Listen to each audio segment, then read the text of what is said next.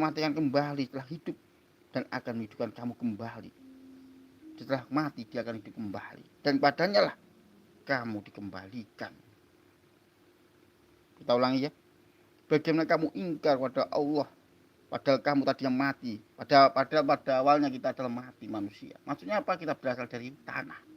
Lalu dia menghidupkan kamu. Siapa yang menghidupkan? Allah Subhanahu wa taala. Jadi hidupkan kembali, kemudian dia akan mematikan kamu. Dia akan menghidupkan kamu kembali dan padanya lah kamu dikembalikan. Itulah bagaimana komitmen spiritual dapat dihindari dengan bercara, yaitu menyadari kesadaran diri bahwa kita dari Allah SWT dan akan kembali kepadanya. Raga dan jiwa adalah titipan Allah Subhanahu wa taala. Maka kita jangan sampai hubud dunia yang berlebihan hingga kita tergelincir. Kita lupa jati diri kita.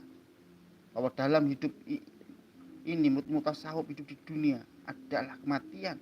Sedangkan hidup sejati adalah dihidup setelah ke dunia, yaitu kehidupan ukhrawi. Itulah kehidupan sejati.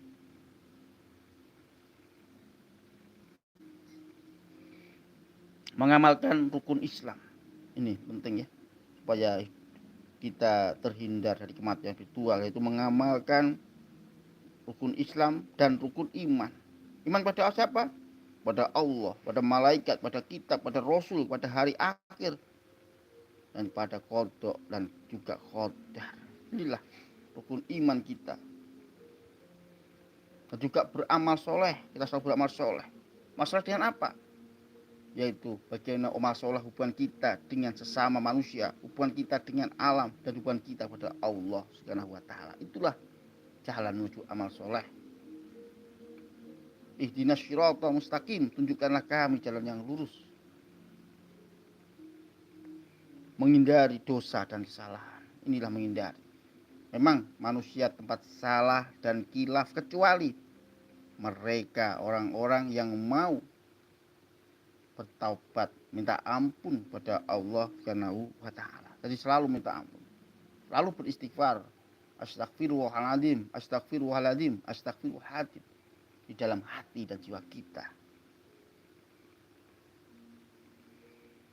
Mengembangkan kasih sayang dan cinta. Kita akan selalu berusaha bagaimana kita mampu mengembangkan kasih sayang dan cinta dalam diri kita. Kasih sayang pada sesama, kasih sayang pada alam. Itulah kita kembangkan dalam diri kita supaya kita dekat pada Allah Subhanahu wa taala. Kita tidak jauh. Karena kematian spiritual itu adalah jauh. Bagaimana seorang jauh dengan Tuhannya. Lupa dengan pegangan hidup yang lupa. Itulah kematian spiritual. Kematian spiritual dapat dihindari dengan beberapa cara, baik juga dengan mengembangkan kesadaran akan bersama. Kita selalu mengembangkan bahwa kita hidup sosial. Tentunya kita berusaha baik dengan sesama. Sesama siapa? Sosial itu dengan sama manusia, dengan siapa lagi?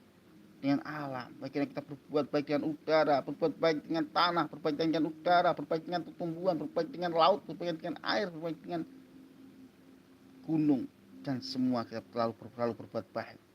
Tidak berbuat eksploitasi yang berlebihan, ini menguruk kekayaan alam hingga alam itu akhirnya hancur lebur.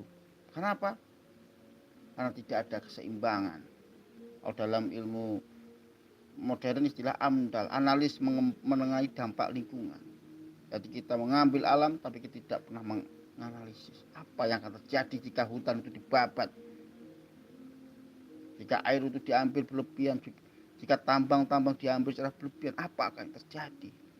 Jika kita tidak mampu, bagaimana kita mempelajari ilmu AMDAL, analisis mengenai dampak lingkungan. Disitulah tentang kematian spiritual. Semoga pada pagi hari ini tentang pembahasan kematian spiritual semoga dapat bermanfaat, dan apabila ada kata dan ucapan saya kurang tepat, saya mohon maaf yang sebesar-besarnya. Saya mohon maaf yang sebesar-besarnya bila ada salah dan kata yang saya ucapkan. Dari saya akhiri. Akhirul kalam.